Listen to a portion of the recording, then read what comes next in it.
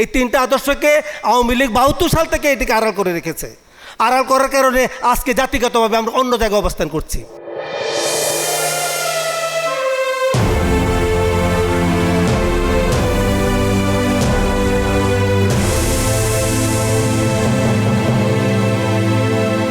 যারা মৃত্যুকে আলিঙ্গন করে দিয়ে আমাদের জীবনকে বেঁচে থাকার পরিসর দিয়ে গেছে, শুধুমাত্র মৃত্যুকে আলিঙ্গন করার কারণেই আমরা একটা পরাক্রমশালী সরকারকে উৎখাত করতে পেরেছি, শুধুমাত্র মৃত্যুর কারণে। আর কোনো ষড়যন্ত্র নাই, এইখানে কোনো বিদেশি কোনো চক্র নাই এবং কেউ কোনো চক্রান্ত করে নাই। শুধুমাত্র আত্মহুতির কারণে আমরা পরাক্রমশালী সরকার থেকে আজকে মুক্তি পেয়েছি। তাহলে আমরা বারবার আত্মহুতি দিব আর ক্ষমতা শুধু হস্তান্তর হবে, ক্ষমতা রূপান্তর হবে না, সেই জায়গা আমাদের যেতে চাই না। সশস্ত্র মুক্তিযুদ্ধ হয়েছে, ক্ষমতা হস্তান্তর হয়েছে, আমরা পুরানো ব্যবস্থায় টিকে থেকেছি। আবারও মানবিক শাসন, আবারও অনৈতিক শাসন, আবারও প্রশাসন দেখেছি, ৯০-এ দেখেছি। এইবারও আমরা ক্ষমতার হস্তান্তর দেখতে চাই না, আমরা ক্ষমতাকে রূপান্তর করতে চাই। সেই রূপান্তরের স্বপ্ন নেই আমরা। বৈষম্যহীন বাংলাদেশ যে আন্দোলন হলো, বৈষম্যহীন নামটাই বৈষম্যহীন, সেই বৈষম্যহীনের রূপরেখা কী? আমি শহীদুল্লাহ বারে যে ব্যক্তিগতভাবে দেখেছি, এই বৈষম্যহীন বাংলা হলো যে বাংলা, এই বাংলাদেশে এই ভূখণ্ডে কুঁড়েঘরও থাকবে না, রাজপ্রাসাদও থাকবে না, চাবুকও থাকবে না, চাবুক পাড়ার লোকও থাকবে না, নিরস্ত্র লোককে সশস্ত্র শক্তি হত্যা করতে পারবে না।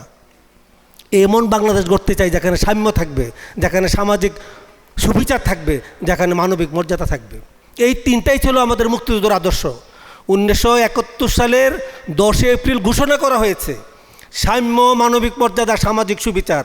এই তিনটাকে নিশ্চিত করণার্থে গণপ্রজাতন্ত্ররূপে বাংলাদেশের ঘোষণা করা হলো। এটাকে নিশ্চিত করতে হবে, অন্য কারো কোনো আদর্শ দিয়ে বাংলাদেশ পরিচালিত হবে না। বাংলাদেশ পরিচালিত হবে এই তিনটাকে এনশোর করার জন্যে।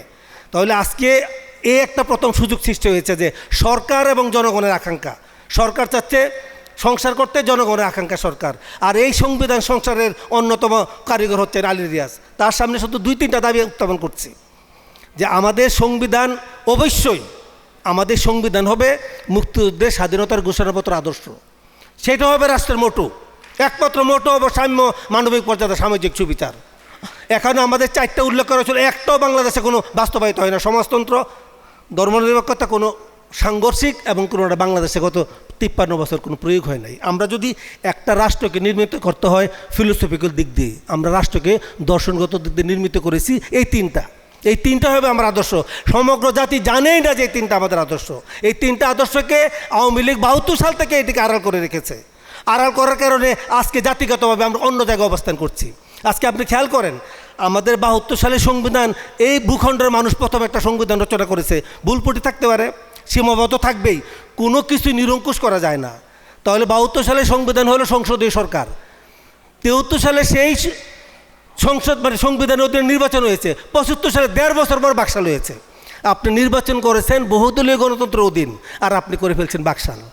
আপনি করেছেন 5 বছরের জন্য নির্বাচন, আপনি বলছেন সংসদের মেয়াদ বৃদ্ধি করা যায়।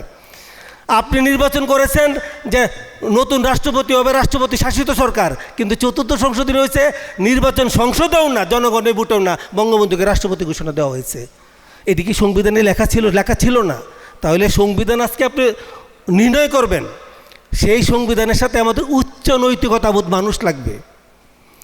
উচ্চ নৈতিকতাবোধ মানুষ ছাড়া সংবিধানে নৈতিকভাবে যদি সংবিধানকে গ্রহণ না করতে পারি, নৈতিকভাবে যদি আমরা সংবিধানকে বিবেচনা করতে না পারি কোনো শব্দ দিয়ে, কারণ শব্দ তো ৭২ সালে ছিল, সমাজতন্ত্র হয় নাই, গণতন্ত্র হয় নাই, জাতীয়তাবাদ হয় নাই, ধর্মনিরপেক্ষতা হয় নাই কেন? লেখা ছিল, কিন্তু আমরা নৈতিকভাবে দেখি নাই।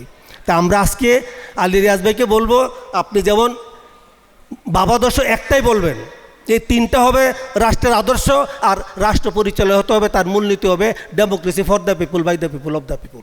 একটাই শুধু আমাদের রাষ্ট্র পরিচালনা মূলনীতি থাকবে, সেটা হচ্ছে গণতন্ত্র। আমরা যদি সাম্য প্রতিষ্ঠা করতে পারি, কোনো ধর্মে কোনো বিবাদ থাকবে না, সমাজতন্ত্রের কোনো বিবাদ থাকবে না, ধর্মনিরপেক্ষতার প্রশ্ন আসবে না।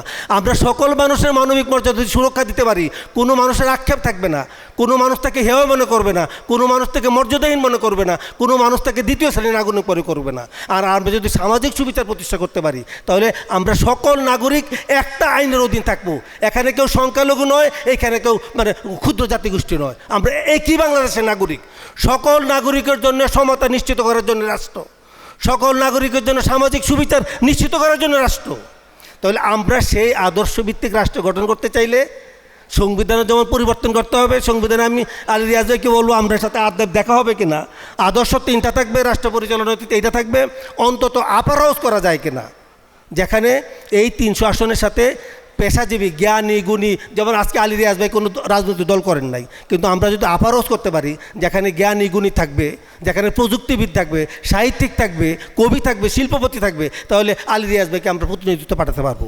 তাহলে আপার হাউস করা যায় কিনা, তারপরে সংবিধানটাকে গণমুখী করার জন্য আরও কিছু পদক্ষেপ নেওয়া যায় কিনা, কারণ আমরা যদি নৈতিকতামুখী মানুষ নির্মাণ না করতে পারি, উচ্চতর সংস্কৃতি নির্মাণ না করতে পারি, তাহলে কোনো সংবিধান কাজে লাগবে না। তাহলে আমরা যারা সাহিত্য রচনা করছি আজকে যেখানে উপস্থিত আছে, আমাদের দায়িত্ব হচ্ছে একটা নৈতিকতামুখী সমাজ নির্মাণ করা, একটা সত্যের প্রতি নিষ্ঠাবান একটা সমাজ নির্মাণ করা, একটা মানবতামুখী সমাজ নির্মাণ করা, একটা জ্ঞানমুখী সমাজ নির্মাণ করা। আমাদের দেখেন আজকে আমাদের বাংলাদেশের যারা রাষ্ট্রীয় পদক পেয়েছে কেউ গণহত্যার পক্ষে দাঁড়ায় নেই, অর্থাৎ রাষ্ট্রীয় পদক আমাদেরকে ভিতরের ন্যায্যতা নষ্ট করে দেয়। আমার সৌভাগ্য যে আলী রিয়াজ রাষ্ট্রীয় পদক পায় নাই, তাহলে হয়তো আজকে আমাদের এই গণহত্যার মানে এই অন্যায়ের বিরুদ্ধে দাঁড়াতেন না। কারণ আমাদের সমাজে পদকলোভী মানুষ দাঁড়িয়ে গেছে, যে পদক কবি মনে করছে যে পদকটাই তার কাছে মুখ্য, সত্যের সাথে তার কাছে মুখ্য নয়। তাহলে আমরা এমন সমাজ চাই যে সমাজ মানবতার সাথে থাকবে, আমরা এমন কবি সাহিত্যিক চাই যারা প্রতিনিয়ত নৈতিকতামুখী সমাজের নির্মাণ করবে, আমরা এমন কবি সাহিত্যিক চাই যারা এই গণহত্যা নিয়ে কবিতা লিখবে, গান লিখবে, নাটক লিখবে, সিনেমা লিখবে এবং মহাকাব্য লিখবে। আমাদের ছেলেরা বারবার রক্ত দিবে, আর সেই রক্তের উপর আমরা দাঁড়িয়ে বক্তৃতা করব, আবার একটা নতুন অপশাসন হবে। সেই অপশাসনকে চিরতরে বন্ধ করার জন্যে আমাদেরকে নিরন্তর লড়াই করতে হবে, নিরন্তর লড়াই। সেই নিরন্তর লড়াইয়ে আপনাদের আহ্বান জানাচ্ছি। আমি গত 15 বছর সংবিধান নিয়ে লিখেছি, বিচার বিভাগীয় হত্যাকাণ্ড নিয়ে লিখেছি। ইদানিং আমাদের প্রাক্তন প্রধানমন্ত্রী শেখ হাসিনাকে একটা চিঠি দিয়েছিলাম, খোলা চিঠি। সে খোলার চিঠি শেষে লিখেছিলাম, আপনার সাথে যদি কোনো দিন কোনো কালে কোথাও দেখা হয়, আমি আপনাকে শুধু একটা কথা বলবো, পানি লাগবে, পানি। ধন্যবাদ।